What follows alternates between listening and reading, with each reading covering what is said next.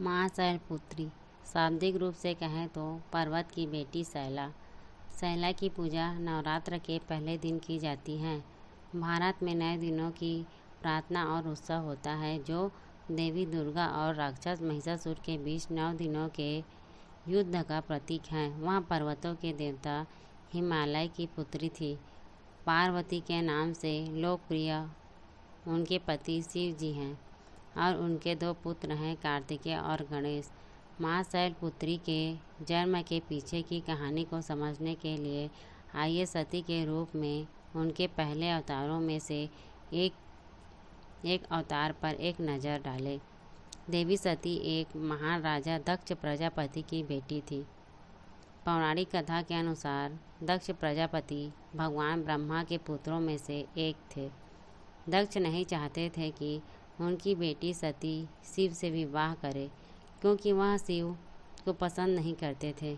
उनका मानना था कि जो एक कुलीन परिवार की लड़की से विवाह करना उचित नहीं था।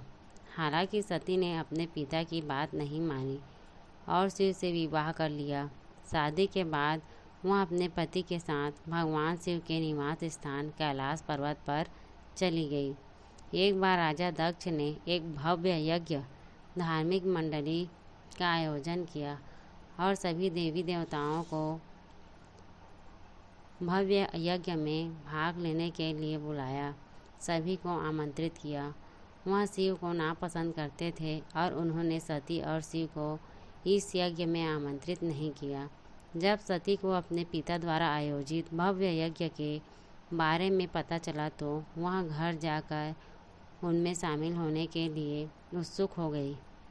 शिव ने उन्हें यज्ञ में जाने से मना कर दिया।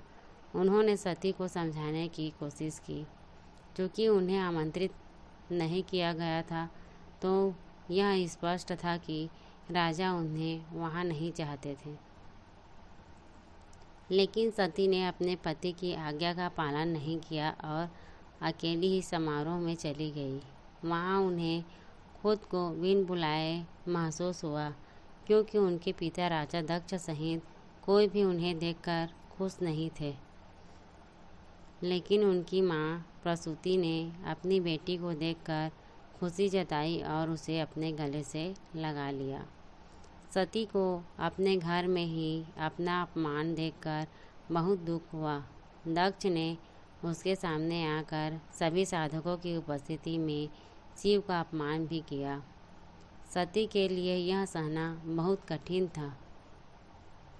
बहुत से दुख में वह पवित्र यज्ञ की देवी पर यज्ञ अग्नि में कूदकर अपना आत्मदाह कर लिया।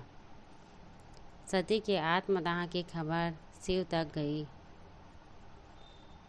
अपने गुस्से में उन्होंने भयानक रूप वाले वीरभद्र का रूप और तुरंत दक्ष को नष्ट करने के लिए आगे बढ़ गए।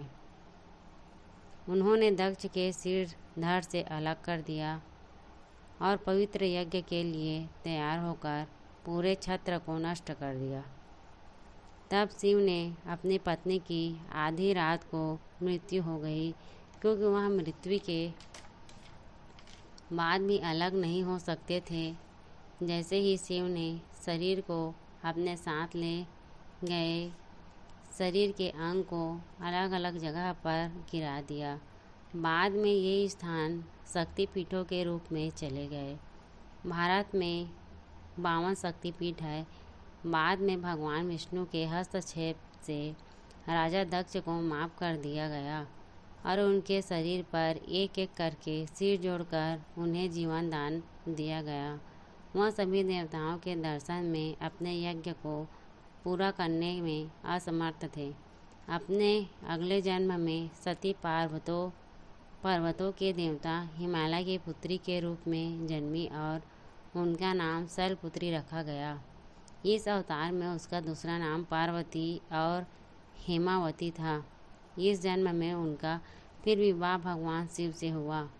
उसने सभी प्रमुख देवताओं को हराया और उसे शक्ति का अवतार माना जाता है। माँ शैलपुत्री नवदुर्गा 9 देवियों में सबसे प्रमुख देवी हैं। उनकी अनंत महिमा के कारण ही उन्हें नवरात्रि के पहले दिन की पूजा होती है।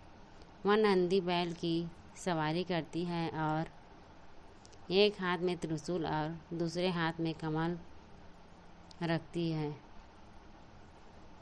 अगर यह वीडियो आपको अच्छी लगी होगी तो वीडियो को लाइक करें, चैनल को सब्सक्राइब करें और अपने दोस्तों तक शेयर करें। धन्यवाद।